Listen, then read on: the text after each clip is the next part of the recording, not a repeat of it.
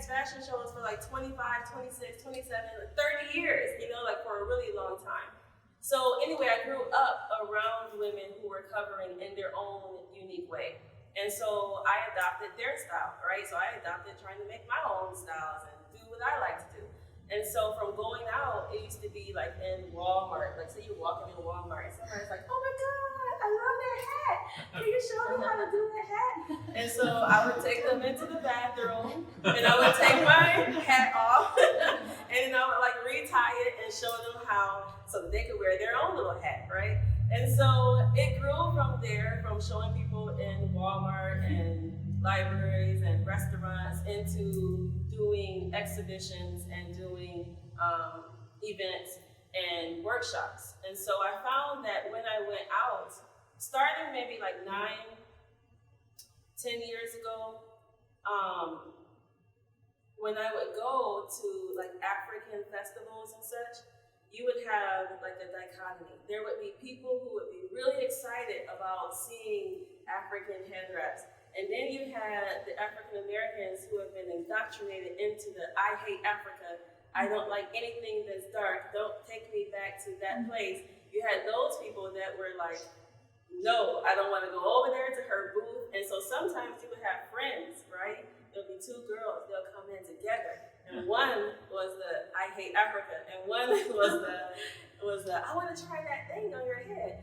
So I started to notice the differences between people's perceptions of rapping and what the raps actually meant deeper than that. So it really wasn't about the fabric, right? It wasn't about the style. It was about like their connection to identity, their connection to humanity, and all of that.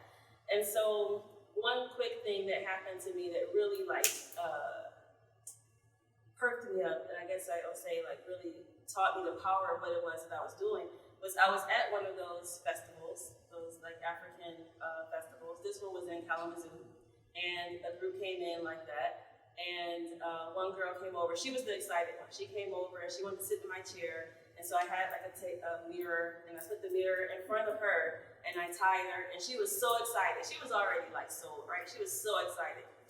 But her friend, I call her like the stank friend, because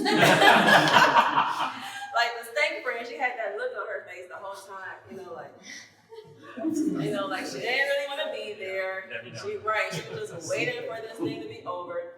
But when she saw her friend and she saw like the reaction, she got excited, and so she just sat down in my chair. I was like, oh no, sweetie, it's you have to what did I tell her? I told her you have to request it or whatever. So I just made that up. She was like, so she sat in my chair, and I went ahead and I did this style her. But I took the mirror away from her. I didn't let her see while I was doing it. So I just tied her up, and she was kind of like slouched, slouched in the chair, still kind of half steak, not all the way straight, like half steak.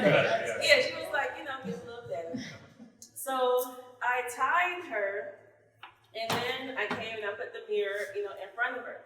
And so she went from like this, and she like sat up, and then she stood up, and she was like a queen. I mean, she literally slow walked, like a queen. And I was like, oh my God.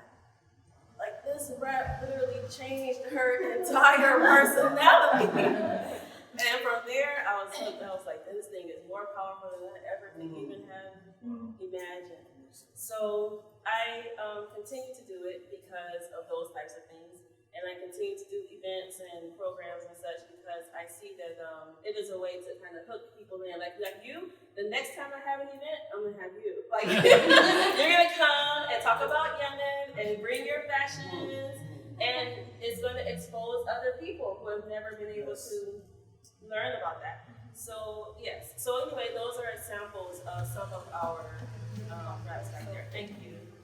Thank you so much. So I learned peace and blessing to you all. My name is Oscar McCurdy. I'm 28 years old, and I am a master barber, as I like to call it, by Master Tonsor. The reason I say Tonsor is because everybody asks me, like on my station, it says out of Tonsor. They said, "What is this Tonsor thing?" And it's a Latin word for because after the Dark Ages to the Golden Age, when the Muslims have brought forth ingenuity within the science world. The MD and the dentist had separated from the term barber, and then the tonsor just stayed with the term barber. So I have a holistic approach when it comes to my craft. I've been cutting hair since I was 12 years old. Cut hair since I was 12 years old, and my first big shine, so-called, when I was 15, I cut my principal's hair. For a picture to the conference. That was pretty great. I've been featured in GQ magazine when I used to work for Gillette Art Shaving at Somerset South Collection. I've cut multiple prominent people, different scholars, superstars, and things like that. I've been cutting hair for about 16 years, but I've been licensed for 10. Right now, I'm trying to appeal to work on the governor for the state board for barber exams right now. I'm trying to appeal for that right now position. I would say what got me into barbering was the fact that I got tired of getting a bad haircut. A bad haircut from my mother, from the guy that my mother just put me in a chair, and she leaves, and then it's like, come back. She's like, that's not what I wanted. And I'm looking at her like, I don't know what you want. That's not what I want. This is not what he was thinking about doing. So it was a bad situation. A whole bunch of identities put onto me and flipped onto me. So I decided that one day when my mother, she worked 2 jobs at the time, for Motor Company Trim, and also Farm Jack at the time. That's when they were still around. My first time. Did good. That was a while ago. And so I decided, I said, I need my haircut. My mother was tired. So she was like, she told me, turn on the timer on the oven for 10 minutes, and when it go off and everything like that, then, her go in the room, and then check she was playing. My mother's a very meticulous woman, and carrying on. So I did that until I got it, whatever, decent right. It was horrible, but I did it. Years went on, I started doing it over and over and over again. And that's when I found, I said, you know what, I don't need to go to the barber shop. I started doing it myself. And I started going to my cousins. Everybody was down, you can't do nothing, don't touch my hair. You're not professional, like that. And I was just like, this is crazy. So I really just had to fight this urge to really prove people wrong. Because in my community, in the Black and African community, haircutting is you're worship. If you can do a really good haircut. You're that guy. You're bigger than the engineer, doctor, the lawyer in the community. And the commanders and the sheikhs. You're a great guy. No, seriously. Because even them, they come to you and they even ask for counseling. And Kim like that. And I see how it's deep. It's deep. It has levels to it. So at that time, I just really grew into it. And then my mother told me, I was like, I think I really want to do this. But at the time, I was still pursuing my pre-engineering programs when I was in high school, and I enrolled into Howard University where I was seeking my chemical engineering degree. So when I did that, it kept me afloat because other people was eating ramen noodles and other little stuff, eating fat food and stuff. I was eating good because I was cutting everybody in college in D.C. And then I also worked around the corner on Georgia Avenue. It's a main street over the area at the barbershop. So I was living a good life here. But once I did my internship at Dow at Midland, I wasn't feeling the corporate world. I wasn't feeling that. There was a lot of weirdos in the laboratory area. I just wasn't feeling it. So I immediately just left from that whole vibe. This is not me. I'm not about to work for the white man. I'm straight. I'm straight. That was very Pan-African view and stuff like that. I'm I'm about to do for self. So, and I was I heard about this opportunity at Gillette. And then that's when I started working at Gillette. And I was Gillette's youngest master barber. That was when they flew me all over the country and everything. I could do this corporate work. This is pretty cool. You know what I mean? And so I did that. But it was still a very uncomfortable environment because when I would be in there as a barber, people take it serious. So you have these Somerset South. I don't know if you ever been to Somerset South or anything like that. You go to Somerset South, these people are super bougie. And they taught me how to be bougie if I wanted to, with an attitude. And I go there and I just cut hair. And people just come back there, big time.